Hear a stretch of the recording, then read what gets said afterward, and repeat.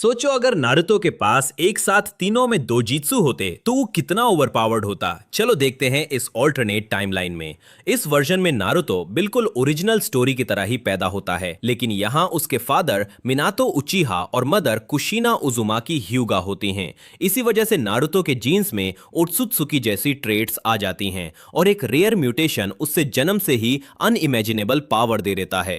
लेकिन इस टाइमलाइन में भी नारुतो के पेरेंट्स उसी तरह मर जाते हैं जैसे ओरिजिनल स्टोरी में हुए थे। नारुतो अकेला बड़ा होता है और पूरा विलेज उससे नफरत करता है। ये सब देखकर नारुतो अंदर ही अंदर टूट जाता है। फिर एक दिन अचानक उसका शारिंगान अवेकन हो जाता है और कुछ ही दिन बाद उसका ब्याकुगान भी एक्टिवेट हो जाता है।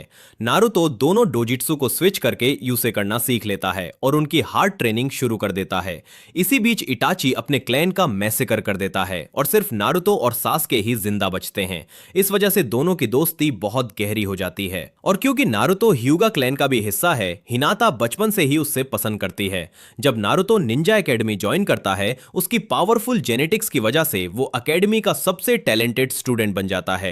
कुछ वक्त बाद नारुतो टीम 7 का मेंबर बनता है। उसके साथ साथ उसकी बॉडी और चक्रा भी लगातार इवॉल्व होते रहते हैं।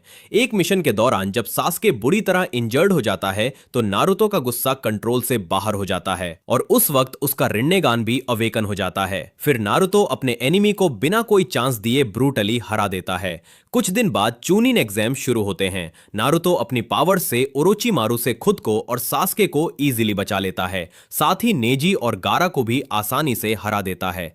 उसके बाद नारुतो की मुलाकात जिराइया से होती है और जिराइया तुरंत डिसाइड करते हैं कि वो नारुतो को ट्रेन करेंगे। दूसरी तरफ सास्के विलेज में ही रहकर काकाशी के अंडर ट्रेनिंग करता है, जबकि नारुतो जिराइया के साथ ट्रेनिंग के लिए निकल जाता है। इसी दौरान अकात्सुकी टेल्ड बीस्ट्स को कैप्चर करना शुरू कर देती है, लेकिन नारुतो अपनी एक्स्ट्रा ऑर्डिनरी जेनेटिक्स की वजह से सिर्फ 3 साल में शारिंगान, ब्याकुगान और रिन्नेगान तीनों को कंप्लीटली मास्टर कर लेता है। साथ ही सेज मोड पर भी परफेक्ट कंट्रोल हासिल कर लेता है।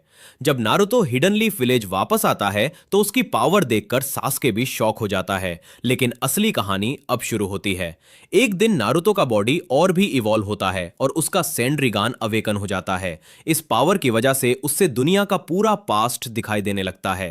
पहले नारुतो को लगता है कि यह सब इल्यूजन है, लेकिन बाद में उसे समझ आ जाता है कि यह सब सच है। इसी प्रोसेस में उसका मंगेको शेरिंगान भी अवेकन हो जाता है।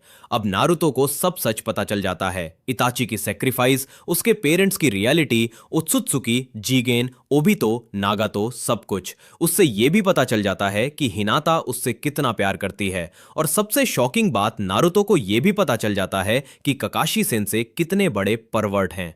इसके बाद नारुतो इताची की पूरी सच्चाई सास्के को भी बता देता है। कुछ दिन बाद नारुतो कुरामा को हराकर उसका चक्रा भी अपने कंट्रोल में ले लेता है। अब नारुतो को समझ आ जाता है कि उसके कांधों पर पूरी दुनिया की जिम्मेदारी है, क्योंकि एक बहुत बड़ा खतरा आने वाला है। लेकिन नारुतो के पास ऑलरेडी एक परफेक्ट प्लान होता है। सबसे पहले वो ओरोचिमारू और कबूतो को ढूंढकर उन्हें हरा देता है और उनकी सारी लेबोरेटरी डिस्ट्रॉय कर देता है। उसके बाद वो नागातो को डिफीट करता है। फिर ओबितो और ब्लैक जेट्सु को हराकर फोर्थ ग्रेट निंजा वॉर को शुरू होने से पहले ही रोक देता है।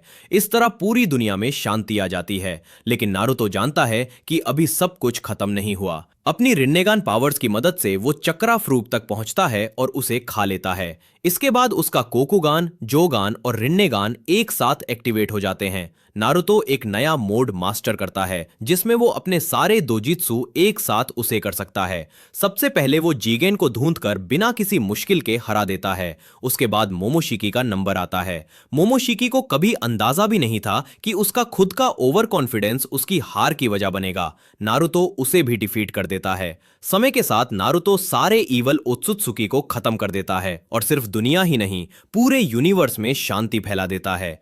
आखिर में नारुतो और हिनाता की शादी हो जाती है और दोनों की एक खुशहाल फैमिली होती है। नारुतो होकागे भी बनता है, लेकिन इस टाइमलाइन में बोरुतो वाली स्टोरी की तरह वो ऑफिस के काम में नहीं फंसता, क्योंकि उसके पास सेनरिगान होता है जिसकी मदद से वो अपनी होकागे ड्यूटीज भी एफिशिएंटली हैंडल करता है और अपनी फैमिली के साथ भी मैक्सिमम टाइम स्पेंड करता है। तो बताओ, तुम्हें ये ऑल्टरनेट स्टोरी कैसी लगी? अगर पसंद आई हो तो वीडियो को लाइक जरूर करना।